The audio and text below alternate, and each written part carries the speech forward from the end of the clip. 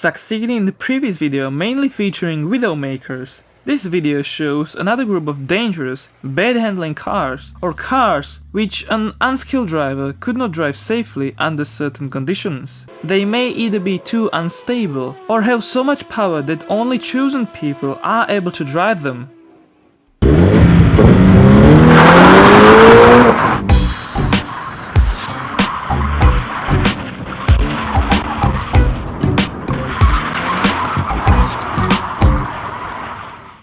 Ford Mustang. The Ford Mustang may itself seem like a nice sports car, but the owners somehow destroyed its name so it appears like a dangerous car. Well, the true fact is that it is affordable, fairly powerful and thus highly popular in hands of inexperienced people. Combined with a chassis that is really not that good and unexpected snap oversteer, you better have some skill.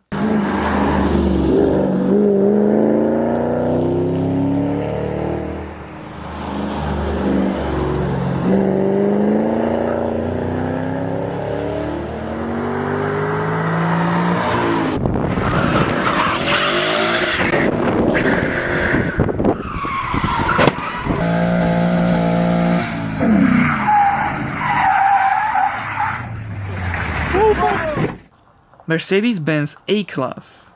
The first generation of the Mercedes AClass is a regular, ugly-looking MPV meant for families, though it was scarier than anyone could have thought. Straight from the factory, 2600 examples had to be fixed for a further 300 million Deutsche Marks of expenses to the company, as it could roll over during moose tests. Some suspension mods and adding ESC helped out. TUV has now tested an A-Class fitted with ESP in response to the findings of the extreme test. Porsche 917-30. The 917 is known as a 12-cylinder Porsche. Amongst the naturally aspirated versions, there was a Can-Am version which featured the largest 5.4-liter engine and 2 turbochargers. It was set up for around 1600 horsepower for qualifications, reaching almost 2000 horsepower per ton. Another scary thing was that the driver's feet were in front of the front axle.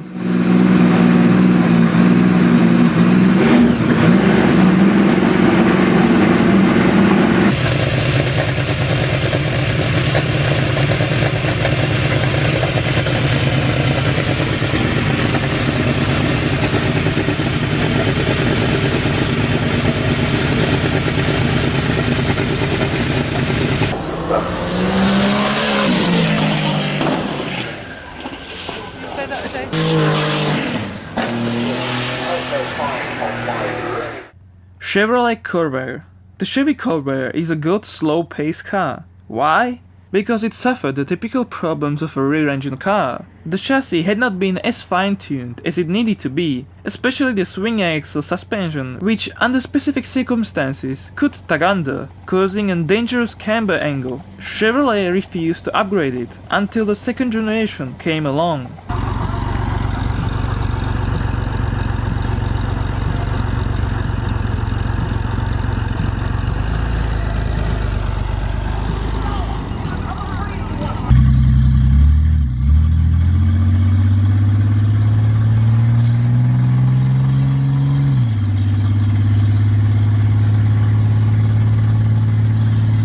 Toyota MR2.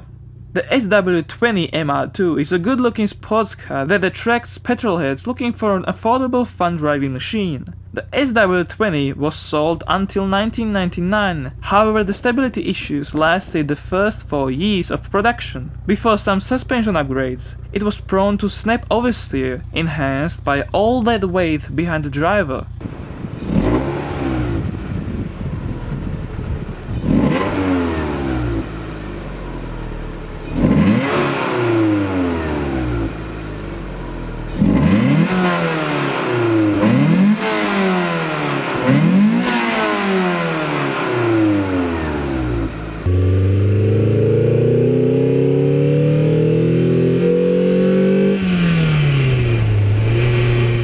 GAZ24 Volga. The Volga is a famous KGB and cop car of the Eastern Bloc, was installed with a 4-cylinder and a V8. The 8-cylinder variant came from a bigger and more luxurious gas Chaika and could reach speeds exceeding 120 miles per hour. Although it was a front-engine, rear-wheel drive car, the unstable back end required an additional ballast to be drivable.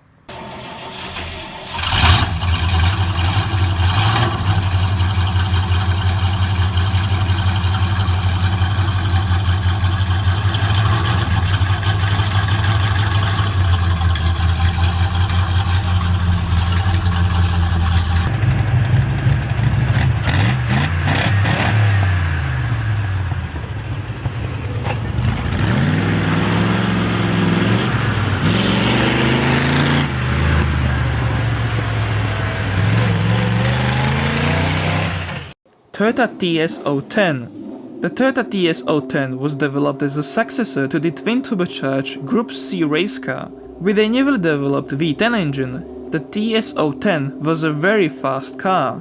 It was said to provide double the downforce of an F1 car and was also capable of a ridiculous amount of grip. They say it was so high that drivers could not reach its limit. One's ribs even got broken going over a bump at Easton's Creek turn at 190 plus miles per hour.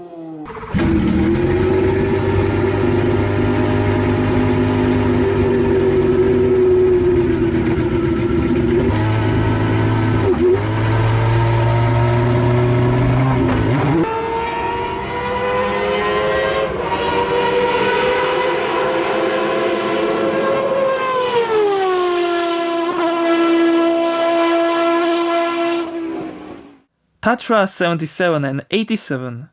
The predecessors of the Tatra 603, T77 and T87 were rear-engine, rear-wheel drive with powerful V8s in the back, just like the T603 and T613. The Allies called it a Czechoslovakian anti-Nazi secret weapon, as it was popular amongst high-position Nazi officers, and in case of a crash, the majority of them died. The steering was hard, and the car did not handle well at high speeds.